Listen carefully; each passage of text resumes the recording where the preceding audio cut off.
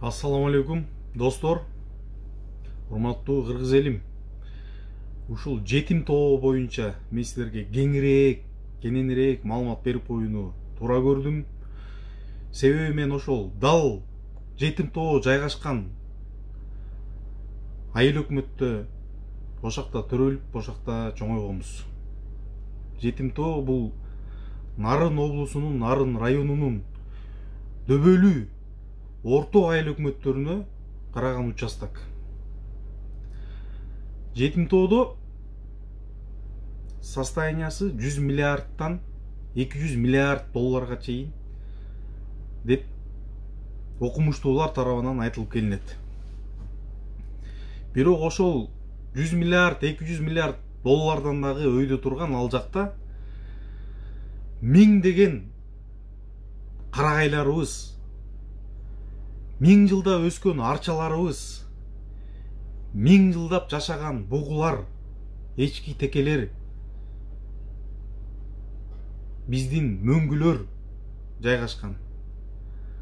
Бул агып аткан Нарын дарыясы дал ошол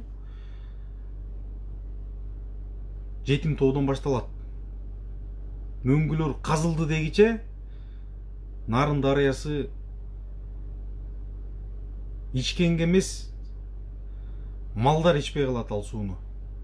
Суу азаят. Токтогул кези толбой калат. Суу тартыштыгы пайда болот.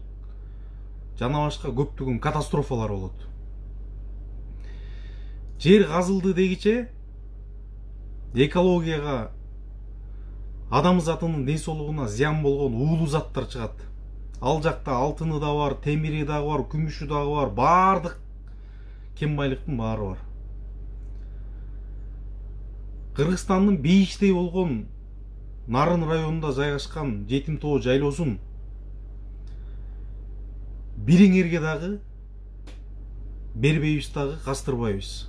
Кыргызымдын патриот жигит катары айтып кетейин. Себеби мен өзүм Нарын районунан кандидат болуп чыкканда ошого бир топ азыр биздин тарапташтар, айылдаштарым көбү мага суроо узатып атат. Илгиз, эмнеге сен унчукпай атасың бул боюнча, жетим тоо боюнча, эмне үчүн өз оюңду билдирген жоксуң деп. Урматтуу достор, мен баягы жаңы жылга чейин бут тосуп элдин настроениясын бузбайын деп унчукпай келдим. Бирок дагы эле жетим тоо маселеси көтөрүлүп, жетим тоонун казабыз эл үчүн иштейт деген сөздөр болуп атат. Бирок ошол биздин Кыргызстандын байлыгын, Кыргызстандын тарыхын, Кыргызстандын келечек муунун талкалайбыз деген адамдарга мен кайрылып коеюн. Биз Кыргызстандын байлыгын эч кимге бербейбиз. Ал жетим тоо үчүн акыркы каныбыз төгүлүп, акыркы жаныбыз чыкканга чейин, аягына чейин барабыз. Жетим тоону чукуйбуз дегендердин жандарын сууруп алабыз.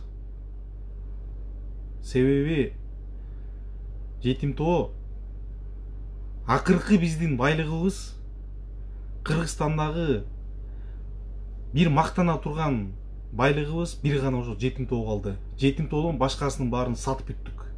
Сата элек дагы эмнеңер калды? Комтөрдү саттыңар, жер үйдү саттыңар, солтон сарыны саттыңар, макмалды саттыңар, баарын саттыңар го.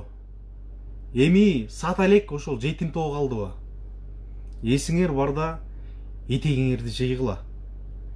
Кытайдын карызын тоону чугуп, зоолорду талкалап, мөңгүлөрдү талкалабай туруп эле тыңыраак өкмөт башчы президент келип, экономиканы көтөрүп, бизнести көтөрүп, Кытайдын карызынан спокойно отуруп койсо болот.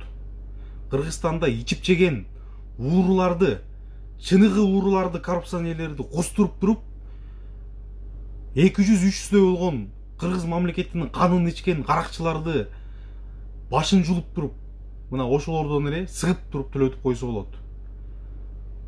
Арам оюңарды токтоткула. Жетим тоо эч качан казылбайт. Жетим тоо үчүн жаныбызды курмандыкка чалабыз.